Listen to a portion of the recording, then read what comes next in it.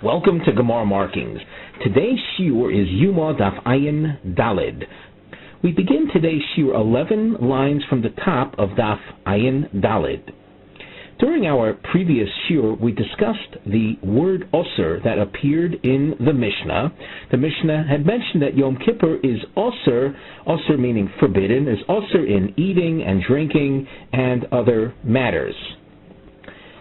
The question had been raised, how can the Mishnah use the word Osir when in fact eating and drinking on Yom Kippur are punishable by kores? The kores penalty, reflecting a very serious offense, a severity which would seem to transcend the level of restriction implied by the word Osir.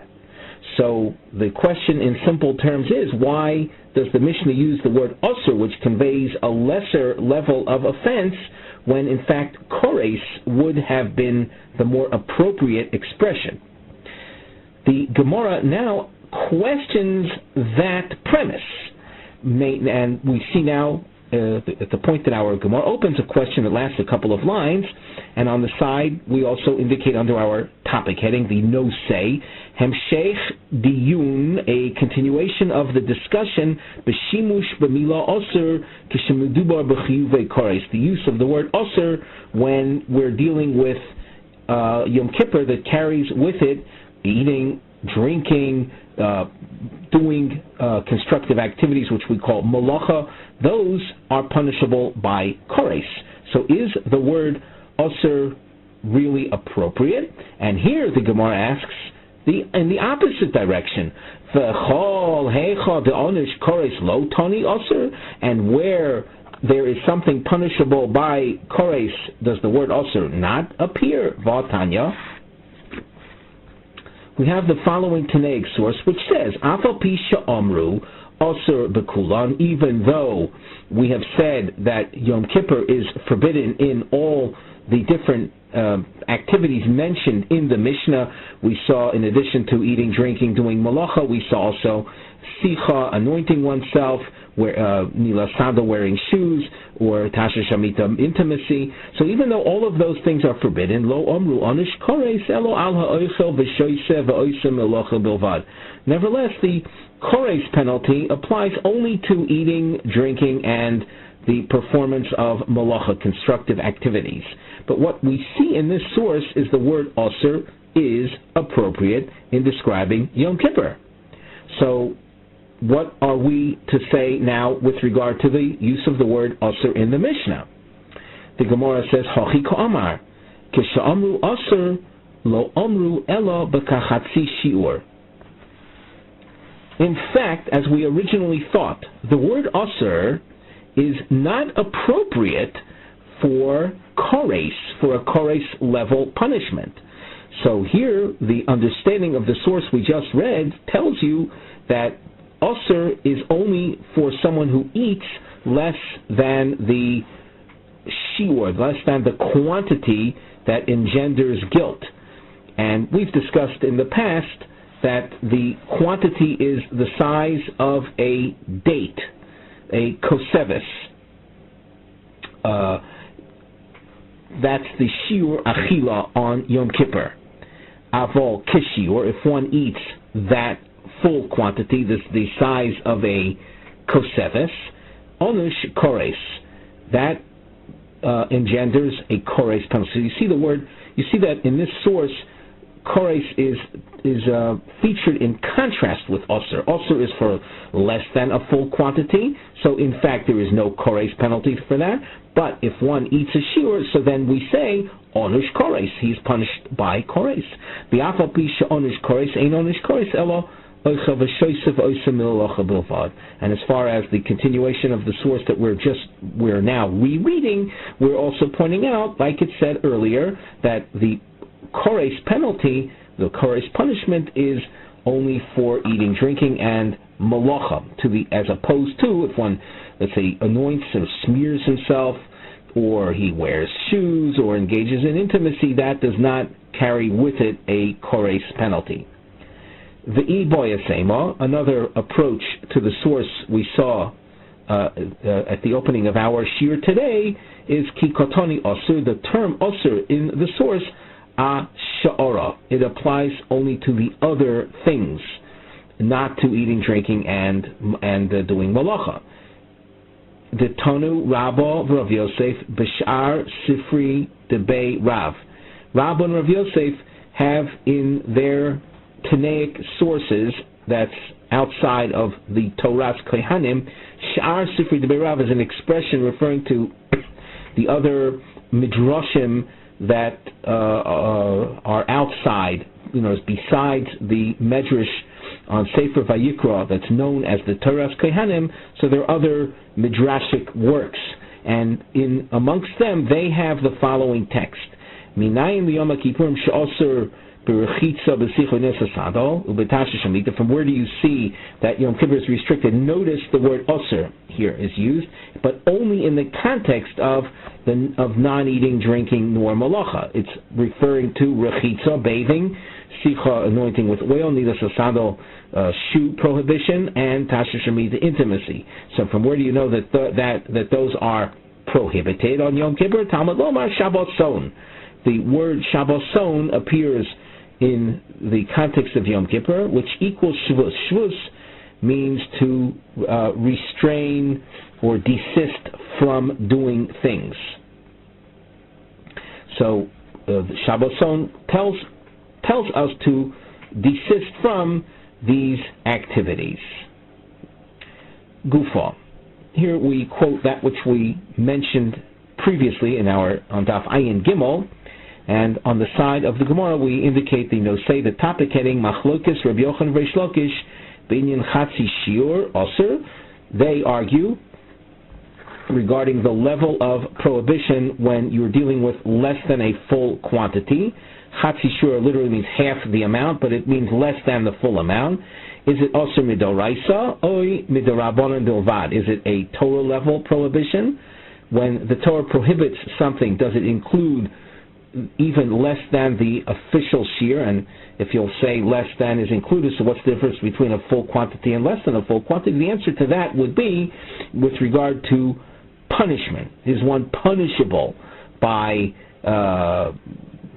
let's say, lashing or something else, other human induced punishment?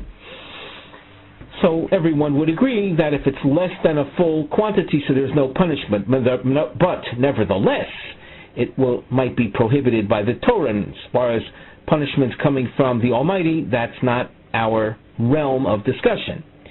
Or possibly the whole concept of less than a full quantity is rabbinic, is only rabbinic. The Gemara, Gufa. Gufa is an expression referring to a quote from that which we mentioned in passing before, Chatzi Shiur, partial quantity. When we speak again partial quantity, let's talk about less than a date quantity of food consumption. Rabbi Yochanan Omar Osir min Torah. Reish Lakish Omar Mutar min Torah. According to Rabbi Yochanan, it's prohibited from the Torah, and Reish Lakish says the Torah doesn't prohibit that. Rabbi Yochanan Omar Osir min Torah, and now he explains. Kevan dechazi litzterufi, since a partial quantity can join up with another partial quantity, isura ka'achil, he is eating something that is also, it's a building block towards a full quantity. Reish Lakish amar muter min Torah. Why? What's the basis for saying that it's allowed? Achila omar rachmana veleka. The Torah, when it speaks about prohibited items, in most cases of prohibited food consumption, you'll see the word ochel or lo sochlu, the word achila is mentioned, and it's a given that the term achila means a fixed quantity. In most cases, we speak about an olive quantity, a shiur kezayis. This, by the way, this discussion right now of chatzi shiur, Rabbi Yochanan Reish Lakish, is a general across-the-board Torah discussion, not something limited to Yom Kippur. So, according to Reish Lakish, when the Torah prohibits eating different things, it will tell you lo sochal or lo sochlu. That word indicates that the prohibition, as far as the Torah is concerned, is only if you have a formal quantity, not a partial quantity. Eisvei Rabbi Yochanan l'Reish Lakish. So now Rabbi Yochanan, who says that the Torah prohibits Chatzi Shiur, raises an objection to Reish Lakish from the following source. This source deals with the prohibition of eating chalev. Chalev is a part of animals, of behemos, domesticated kosher variety animals, that even though the meat of the animal is also, there's certain parts of the animal that sometimes are translated as forbidden fats, but when you see actual chalev in real time, you'll notice that chalev also might be something of a membranous nature as well. So we can refer to it right now as simply chalev, which you know is something that's forbidden. The Torah, by the way, says that it carries, if you eat a full quantity of chalev, a full olive quantity, one is chayav kores. So you should know it's a very serious offense. So the Reish Lakish is shown a source by Rabbi Yochanan, which would appear to pose a question to Reish Lakish's position. What does it say here? Ein li elo kol sheyeshno ba'onesh yeshno ba'azora. I, from the Torah, would think that only things that are included in a punishment are included in the negative command. The azhora is a term meaning the negative command. Koi v'chatzi shiur hoyel ve'eno ba'onesh. What about a koi and a chatzi shiur? A koi is something we'll have to talk about a little bit later. We'll get back to the koi a little bit later. It's a type of creature for the time being. Koi and chatzi shiur, partial quantities. Hoyel ve'eno ba'onesh. They don't carry with them a punishment. Yachol eno ba'azara. Could it be that they're not included in a negative command as well? Talmud loymar kol chalev. The Torah says kol chalev shor v'kesevez lo yisochalu. That's a pasuk in the Torah, Sefer Vayikra, Perek Zayin, pasuk Chof Gimel. So the Torah says kol chalev, and it says lo sochlu. What do we see here? We see that the Torah is prohibiting Chatzi Shiur. That is a problem for Rabbi Yochanan, for Reish Lakish. Reish Lakish answers, Midorabonon ukra asmachta bi'alma. The basic prohibition is only rabbinic. The rabbis found a pasuk to attach their rabbinic ruling as we'll say it as a memory device or a basis of where they get the idea to make such a ruling. But it's not a formal source in the Torah for Chatzi Shiur. Asmachta is, we can say, a reference point. Hachi nami mistabra. And not only that, but the Gemara feels that it's likely that this is the understanding. And by the way, many times in the Shas where you see Hachi nami mistabra, the Gemara oftentimes rejects this.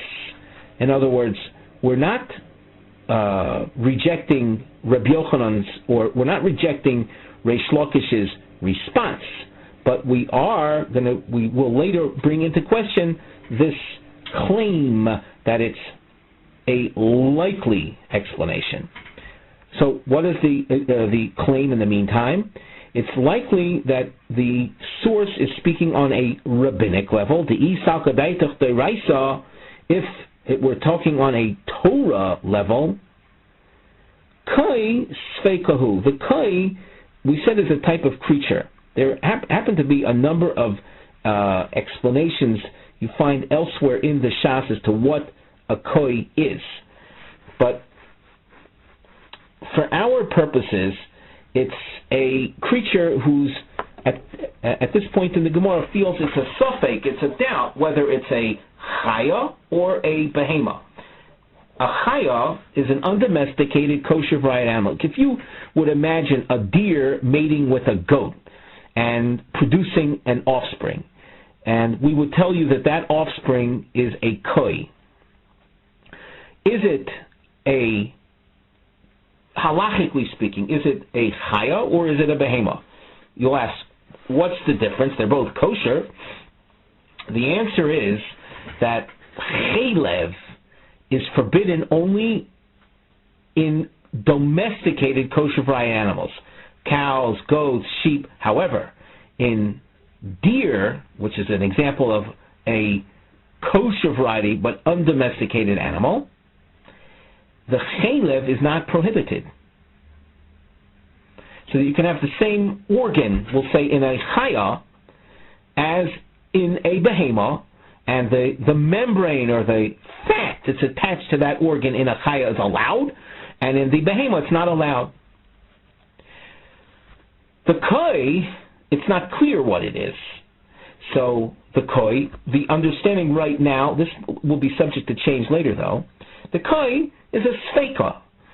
Now, when the Torah speaks, you have to realize this is the Almighty's word. It's, for our purposes, it's God is speaking. Do you think that God has doubts? Of course, that's ridiculous. So to suggest that a pasuk is coming to include something that is a doubt, but there's no ain't safek kameshmaya, as the term appears in the literature. There's no element of doubt when it comes to Shamayim, when it comes to the Almighty. So, but we know that the koi, at least we think right now, that the koi is a suffix. So, itzderich kra la'asuye sfeika. Do you need a pasuk to include a suffix? And as Rashi says at the top of Omid Beis, he says, B'tmiya atu kamishmaya sfeika hu I behema have I chaya have. Do you think the heaven has a doubt as to what it is? So, what therefore must be the explanation in this source, the source that we read that said a koi and chatzi shiur is there's an azhora, there's no onesh, and based on kol chelev, the hesber must be that this source is talking on a rabbinic level, and the pasuk that was cited to include a koi isn't because the pasuk is including a koi, but it's because the rabbi said that the chelev of a koi we will treat with restriction. And you'll ask why? Because we don't know. We're in doubt whether it's a behema and its chaylev should be also it's a chaya and not. The Gemara now rejects what we just said. Notice we have a long marking, and we're calling this a dechia. I mishum ha lo irya. If this is your proof that the source is on a rabbinic level, then it's not solid proof. Kosavri, this source is of the opinion koi bria b'fnei atzmahi. The koi is a beria b'fnei atzma. It's a separate creature. It's a separate category. In other words, it's not a behema nor a chaya. It's a third category of creature. Di'i lo tema hachi. If you don't accept this explanation, ha di'amar Rav Idi bar Ovin. Rav Idi, in the context of the prohibition of blood, there's a prohibition in the Torah of consuming animal blood. And he says, Af kol la'asuye koi. The pasuk says, and Rashi quotes this on the third line from the top, Kol dam lo sochelu lo'if v'la behema. If you are to think that the koi is a suffix, would you say that the pasuk is coming to include something that is a matter of doubt? As we said before, Shamayim doesn't have doubts. Heaven, the Almighty, doesn't have doubts. And yet, Ravidi is telling us that the pasuk includes the blood of a koi as being prohibited. So you must say that the approach to a koi is that it's a bria b'fnei atzmo. It's a separate category of creature, and the Torah is telling me that its blood is forbidden. Hachanami, so too in the chaylev koi discussion, beria shiny. It's a beria. It's a separate category of creature. And that being said, the pasuk that said kol chaylev is coming to include a koi as a separate category, telling us that its chaylev is forbidden on a Torah level.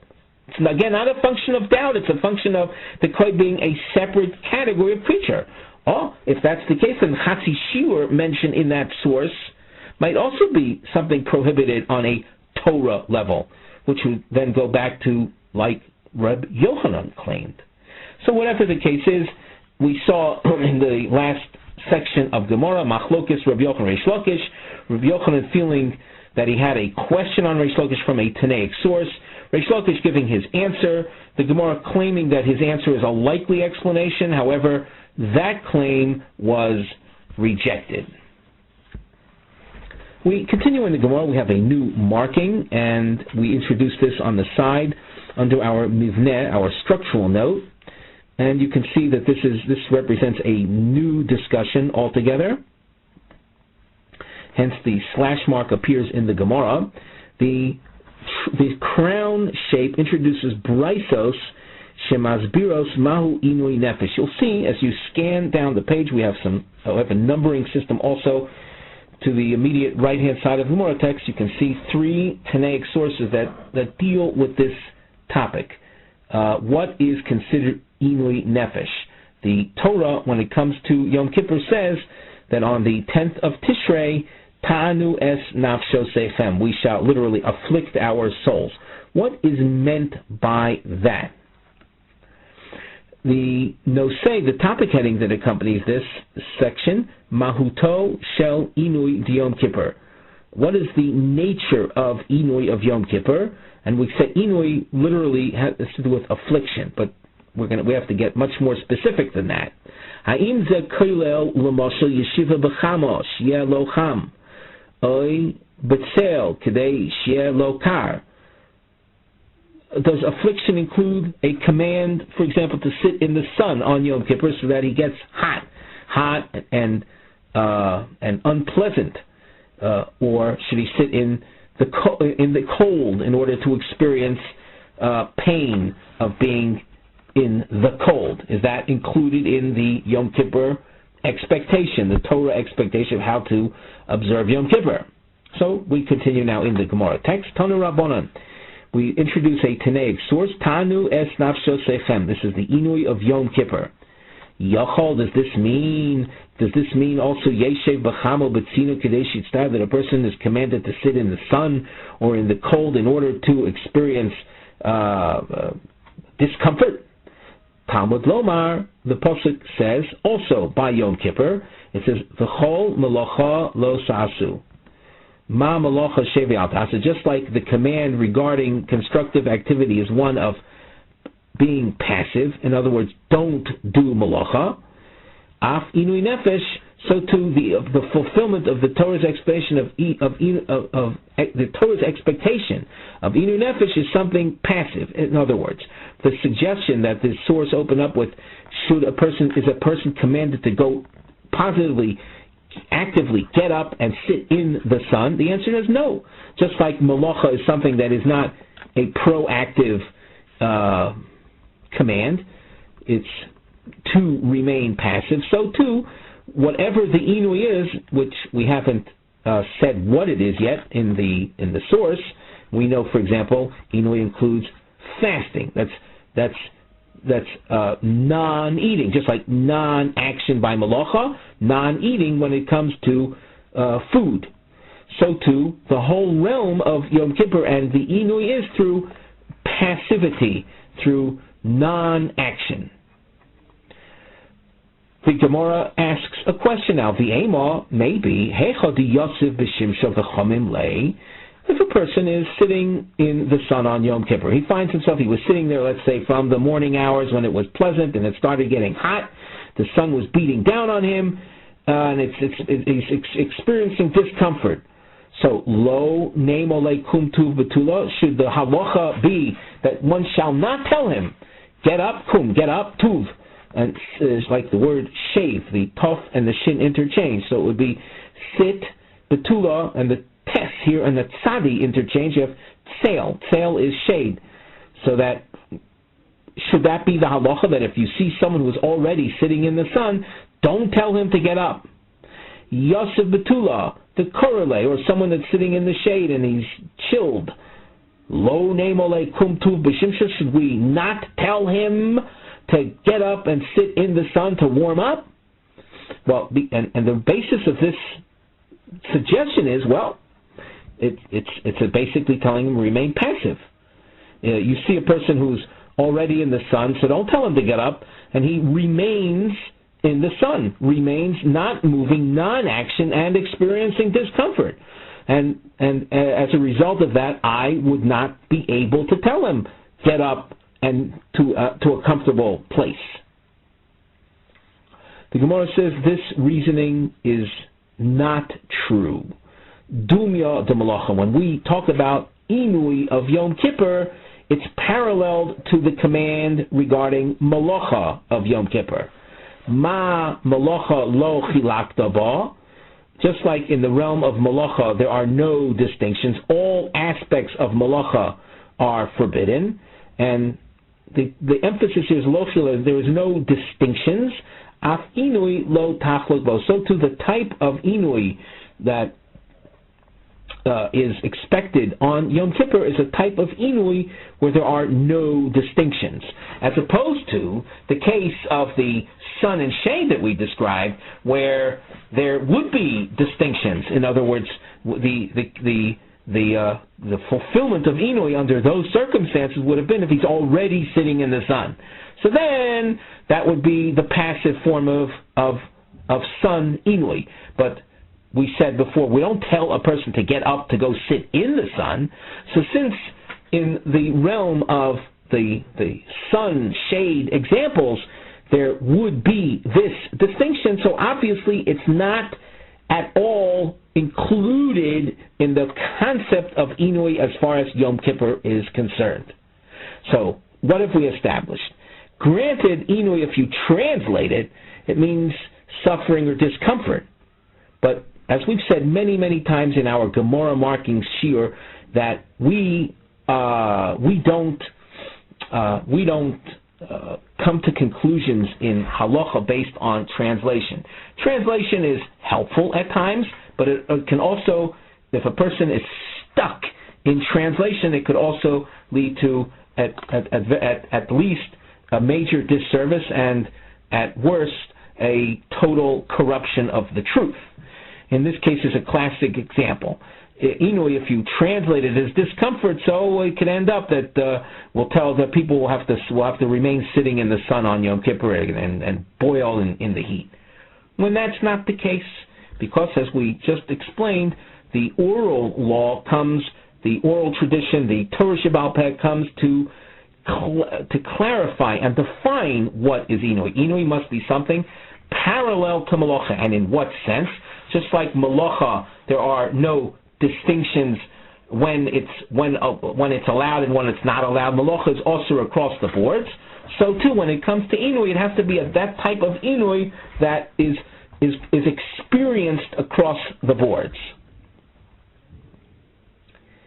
Tanya Idoch. Now we have another source. You can see it's a rather long source carrying you down to the end of the narrow lines into the wide lines.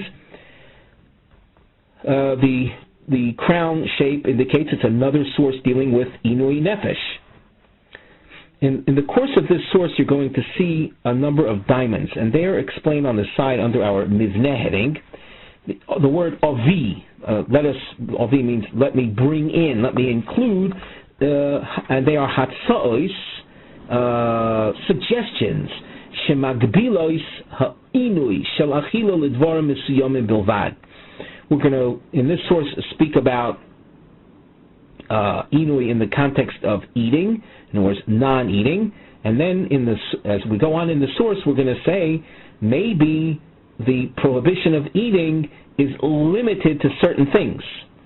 And as we go on in the source, you'll see a repeated dashed underlined phrase, and that is the words ta'anu v'nisem es nafshosechem. These are words taken from the Torah, and it comes to riba, include, and they are dechias hatzos deliel umar bekol achila. We'll be rejecting the suggestions that are introduced in the diamonds, and as we go on each stage, they will be rejected until we come up to the conclusion that when it comes to Yom Kippur, all forms of eating are prohibited. Now the source. Tanya Idoch. Tanu es nafshoy sechem. You shall afflict your souls on Yom Kippur. Yochol yeshiv b'chamo b'tzina v'tzter. Does that mean that one shall go sit in the sun or in the cold and experience tsar, discomfort? Is that inui? Talmud lomar v'chol melacha lo yisasu. The Torah also prohibits on Yom Kippur melacha. Ma melacha davar she'achayovin olav b'mokim acher. Just like melacha is something that is prohibited in other places, meaning other than Yom Kippur, we find melacha restrictions as far as Shabbos and Yom Tov are concerned. So af inui nefesh shechayovim olav b'mokim acher. So too, the inui nefesh that is prohibited is restraining from something that you find prohibited elsewhere. And we should add, by the way, Rashi, Ma Melacha Davar Shechem Olav Mokam Acher Kores Ki Hacha Kagon Shabbos. Now, in our example, we were a little bit inaccurate because we also mentioned Yom Tov.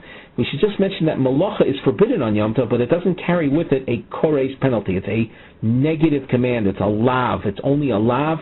But with regard to Shabbos, if one does constructive activity, if one sows, he bakes, he plants things, plows his field on Shabbos, and there are no witnesses, so he is chayav kores. So we parallel inui to malacha. Just like malacha, you find it carries with it a kores penalty somewhere else, so too the inui must be something that is forbidden elsewhere. And Rashi says, we have this dashed underlined in the Rashi, so if you look a few lines up in the Rashi, let's read it together. Af inui, b'dvar achilo ka'omar. So too, inui must be in the realm of not sun and cold, but in the realm of eating. Shemotzinu shechayev alav b'mokam acher. We find eating prohibited in other places, kagon pigol v'nosar. Those are examples of eating that carry with them a kores penalty. Pigol and Nosar, we'll leave them just as titles without explaining what they are. They're sacrifice-related averos, sins, but for our purposes, those are the names of eating sins that carry with them a kores punishment. So, I know we're sounding a little repetitious, but so far this source is excluding the idea of go sit in the sun or go sit in the cold in order to experience tsar. And on basis of what are we excluding that? Because inui, discomfort, is parallel to malacha. And just like by malacha, there is precedent for it being chayav elsewhere and chayav kores elsewhere, so to inui, it's a type of affliction that is found elsewhere carrying with it a kores penalty. And where do you find that? You don't find anywhere else sitting in the sun or sitting in the cold as being a command. But resisting food or desisting from certain kind of food consumption is found elsewhere, and that's what the source goes on to say. We read Af inui nefesh shechayovim olav b'mokom acher ve'ezeh. What's the example of that eating that is forbidden elsewhere with a kores penalty? Ze pigul v'nosar. The Gemara, the Brisa, upon hearing this, then says, "Oh, so then what is in fact prohibited on Yom Kippur? Are you going to say just pigul and nosar are also to eat on Yom Kippur? Avi pigul v'nosar shein b'kores." So I will include in the Yom Kippur prohibition the eating of pigul and nosar, that they carry with them a kores punishment. And by the way, that's just like malacha. In other words, how far are we going to go with this parallel to malacha? That having been said, I would then say that pigul and nosar are situations of food consumption that carry with them a chiyuv, of course, v'lo avi es hatevel, sheino b'koros. But I won't include as a Yom Kippur violation someone who eats untithed produce. What is the punishment for eating untithed produce? The punishment is known as misa b'dei shamayim. Literally death at the hands of heaven. It's a type of punishment that is considered less severe than kores. So maybe the eating of tevel on Yom Kippur wouldn't be considered a Yom Kippur violation. Talmud Lomar, the Torah reveals that it is. Ta'anu v'inisem es nafsho sechem. These are words from the Psukim. Riba. This includes even achila that is not chiyuv kores. In other words, even eating of tevel would be a violation of the mitzvah of inui. Inui is the affliction one is commanded to experience on Yom Kippur. Question: Avi hatevel shuba misa. Maybe, as far as the Isser Yom Kippur is concerned, will include tevel, as it is something that has there's a punishment associated with eating it. So you've got to stay away from it on Yom Kippur. V'lo avi es hanavela sheina b'misa. But maybe I won't be in violation of inui if I eat nevela. Now, what's nevela? Nevela is forbidden, but it won't be considered a Yom Kippur violation. If I eat nevela, is unslaughtered, it's killed animal meat. Maybe that, and if one, in general, if one eats nevela, it's forbidden, but doesn't carry with it a penalty of misa at the hands of heaven. So maybe that would not be a violation of inui of Yom Kippur. Once again, on Yom Kippur, I have a command to, as we saw at the beginning of the source, ta'anu es nafshosechem, subject yourselves to discomfort. And if you undo that, so that would be considered a Yom Kippur violation. But maybe only pigol, nosor, and tevel are included in that violation, but nevela wouldn't be considered an undoing of inui. Talmud Lomar, we answer, Tanu v'nisem es nafshosechem, riba. We include even eating of nevela on Yom Kippur would be an undoing of the mitzvah of inui. Avi es hanevela shubalav. Well, maybe I'll include nevela, which is something that is prohibited. Lav means it's a negative command. Don't eat nevela, the Torah says. However, v'lo avi es hachulin sheina balav, but maybe I won't include common food. Common food is something that doesn't carry with it a negative command, so maybe it's not something that it's not similar to malacha, as we mentioned earlier. Malacha is something that's prohibited. Chulin is not something that's prohibited, so maybe you could eat chulin on Yom Kippur. Talmud Lomar, you can't. Ta'anu v'inisem es nafshosechem riba. The Torah includes chulin as well. Well, avi hachulin she'enon bekum echol. Maybe I'll include as prohibited on Yom Kippur the eating of chulin, which doesn't have any positive command to eat it. V'lo avi es hatruma she bekum echol. However, truma is to be eaten by kohanim. The Torah commands them, eat truma. There's a positive command in the consumption of truma. So maybe there would be no Yom Kippur violation if a Kohen eats truma. Talmud Lomar, ta'anu v'nisem es nafshosechem riba. No, you cannot eat truma either. It's included in the prohibition of Yom Kippur. Avi es hatruma she'ena bebal tosiru, v'lo avi es hakotshim she'en bebal tosiru. Maybe I will include, maybe the inclusion, this ribui, the ribui of Tanu v'nisem shosechem includes truma as well. But maybe it won't include the eating of sacrificial meat. You see, in the case of sacrificial meat, the Torah specifically says, do not leave it over. So maybe in light of that, you have to eat sacrificial meat, even when it comes to Yom Kippur. And it wouldn't be a violation of inui eating kochim sacrificial meat on Yom Kippur. Talmud Lomar, ta'anu v'nisem es nafshosechem riba. We're including even kochim. So from the beginning of this source till the end, we've covered all kinds of food possibilities as one who eats food on Yom Kippur will be in violation of Inui Nefesh. The Torah commands a person to experience discomfort, and any discomfort through fasting, and any form of eating, and we say any form, we're including all of the cases we mentioned, would be a violation of that command of Yom Kippur. We continue. V'im nafshach lomar.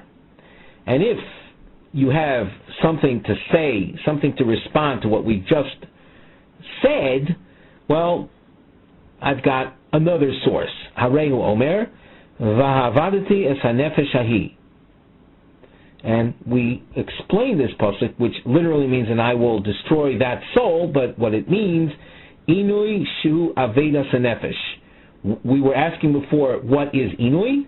So it's Inui that has in it the losing of the spirit. The where is there an experience of losing of spirit? It is through eating and drinking. In other words, lack of eating and drinking, fasting causes this phenomenon known as Avedas HaNefesh. The Gemara asks, why did the Torah, why does the source need to quote Vavadis HaNefesh Hahi when we had above Ta'anu Es Nafsho Sechem? We said that includes all forms of eating. So the Gemara explains why Ta'anu Es Nafsho Sechem wasn't enough. You might have argued that Ta'anu V'Nisem, that the term Inui is a reference, the term Inui, remember we paralleled to Malacha, and we also said that Malacha, you find elsewhere, carries with it a Kores penalty. So we were looking for a form of Inui that elsewhere carries with it a Kores penalty. I got something for you. Arayas. Arayas are acts of illicit intimacy, forbidden intimacy with forbidden relatives. Well, if a person engages in arayas, so if someone does that, if a brother and sister engage in intimacy with one another, that creates a chiyuv kores. So maybe the ta'anu es nafsho sechem is a reference to the realm of intimacy, and that the Torah is saying, do not engage in intimacy on Yom Kippur. Harehu Omer, so as to deflect that particular havamina, that particular thought, we tell you the other pasuk, Vavadati es hanefesh.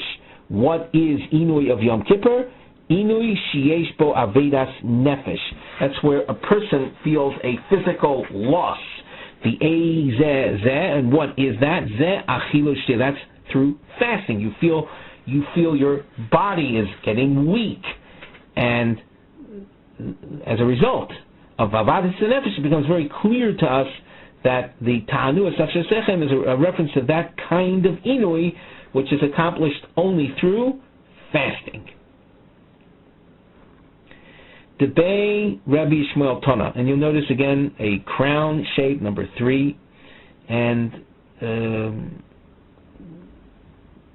we have a source taught in the yeshiva of Rabbi Yishmael.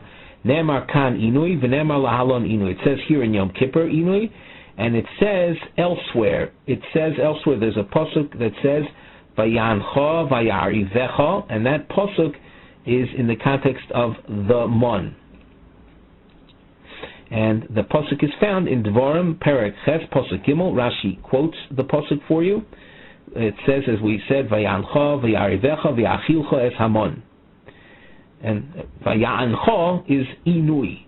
Ma lahalon inui re'avon. Just like in that context, you see inui together with vayarivecha, which means fasting. Af kan inui equals re'avon. So too, with regard to Yom Kippur, inui is to be taken to mean fasting. Before we go further in the Gemara, we have a nosei klali. We have a general topic heading, and this lasts till Daf Ayin Vav and Aleph. So we're introducing what appears as a very long sugya, and the sugya includes Inyone Mon, Achila B'Midbar, Umozon Mitzrayim. 3 topics, but the general topic has to do with eating.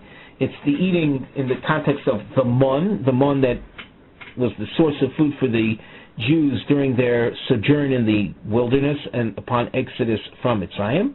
We'll also make reference to other food-related matters in the Midbar, in the desert, and Mozon Mitzrayim, and the food which they claim to have eaten while still enslaved in Mitzrayim.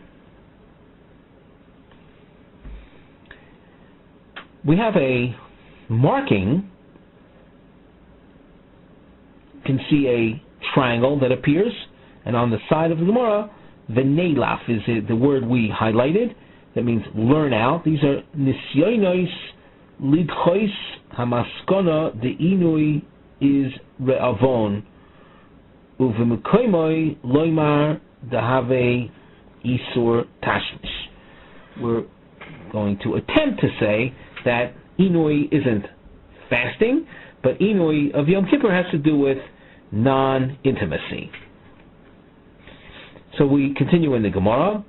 V'neilaf me'im tana es v'noisai. Why not learn that the word inui is related to intimacy from the context of this pasuk, where Lavan warns Yankov, says im ta'ana es v'nosai, and we'll see later.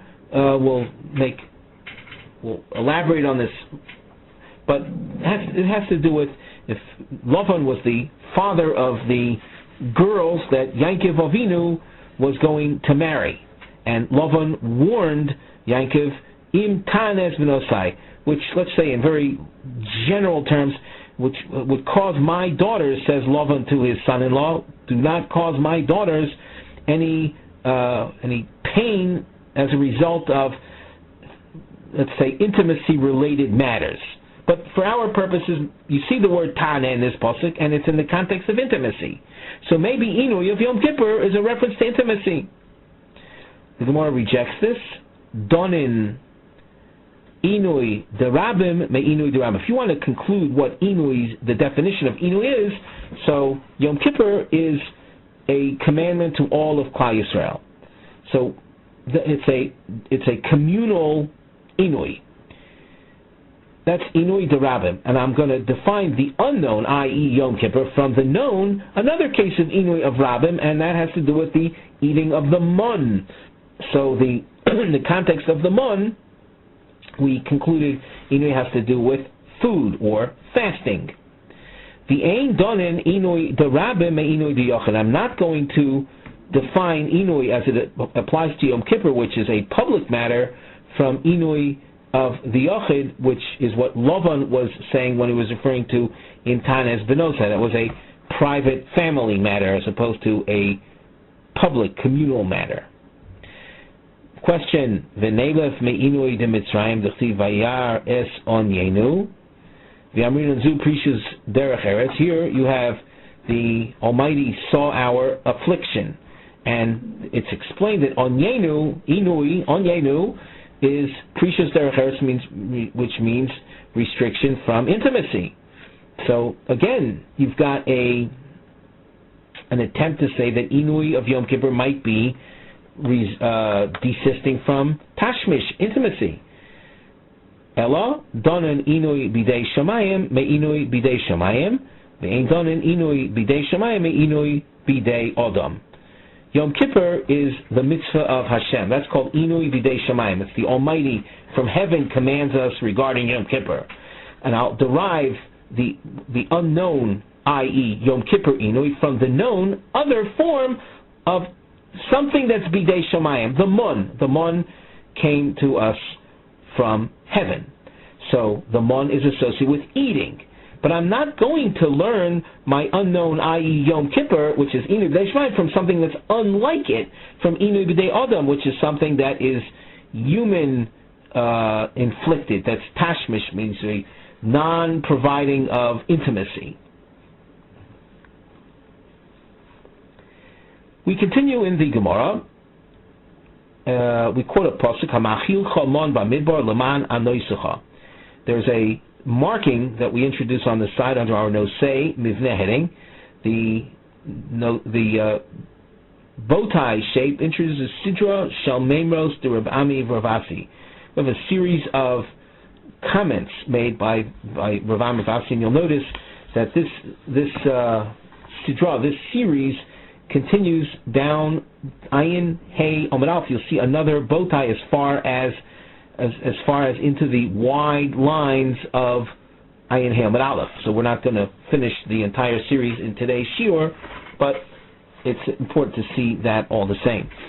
So we continue after reading this pasuk, which features the Almighty having said that He fed the Jews mon in the midbar, leman anoischa. Literally, it would be in order to afflict you or to put you to the test.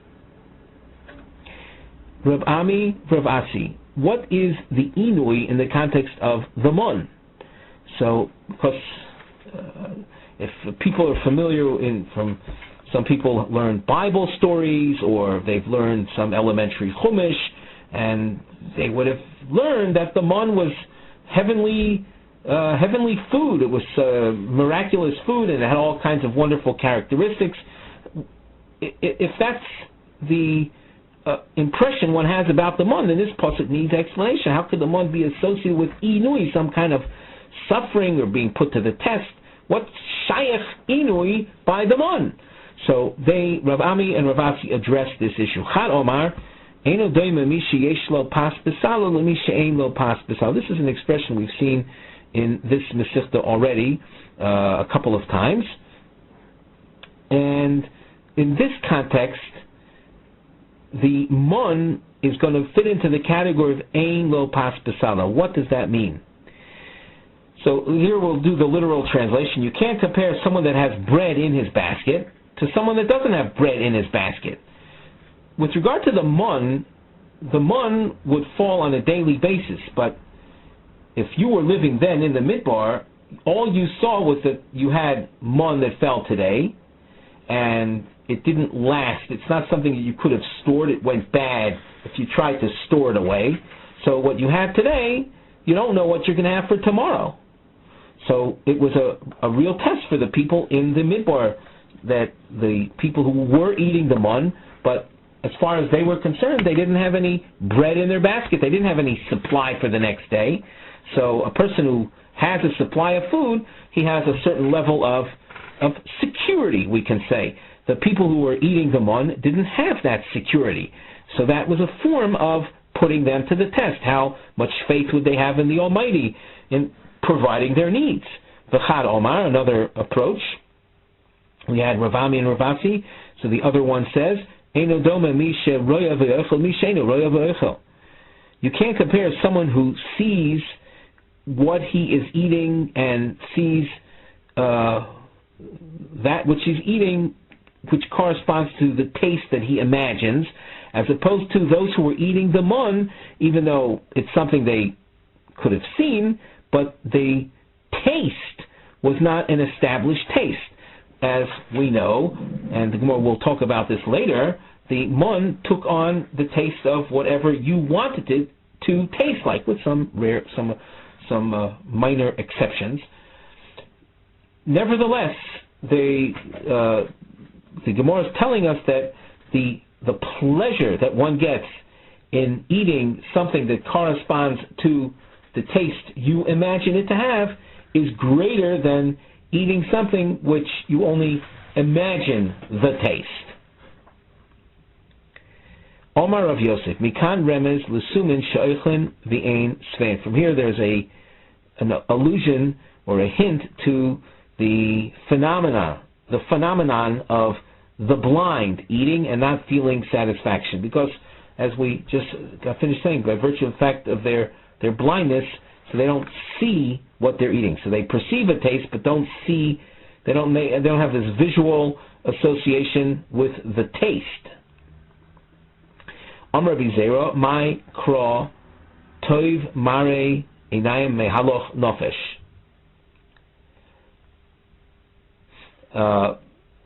The pasuk that says better is the that which the eye perceives more than mahaloch nefesh. Amar Reish Lakish, toiv mare einayim beisha yoser migufo shel maise.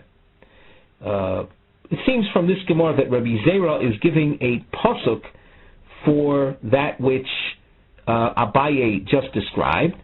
Tov mare einayim, that when you see what you're eating, so then that's a good thing.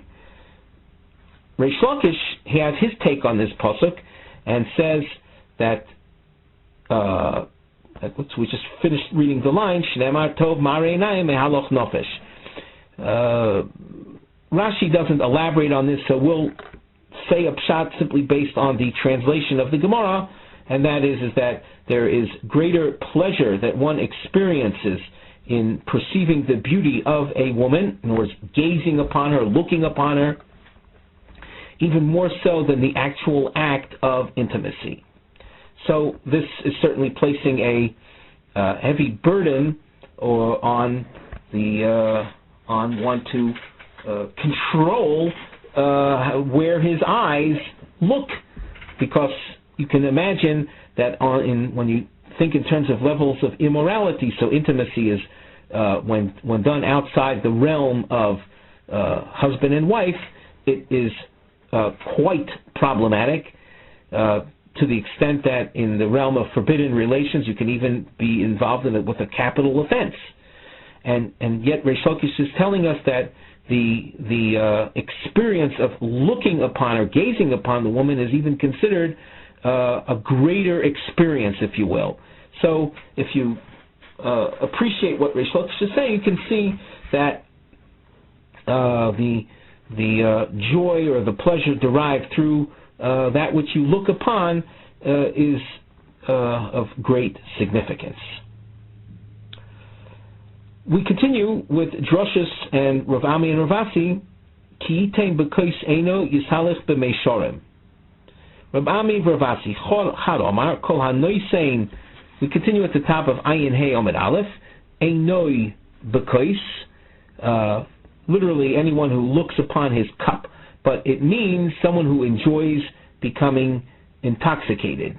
So Kol ha'arayas kulan doimos alav k'meishor. A person who likes getting drunk, so it's, as far as him, all forbidden women are considered in his eyes allowed. A person who's drunk has no control, and he can end up experiencing intimacy with even the most severe of prohibitions. And the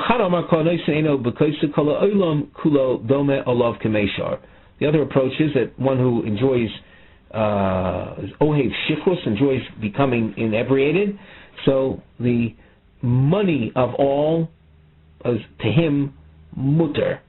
That's Kol Ha'olam Kulo Dome of Kamesha. Rashi says at the top, Kol Ha'olam Dome of Kamesha, Momon Acherem Dome Lo Heter.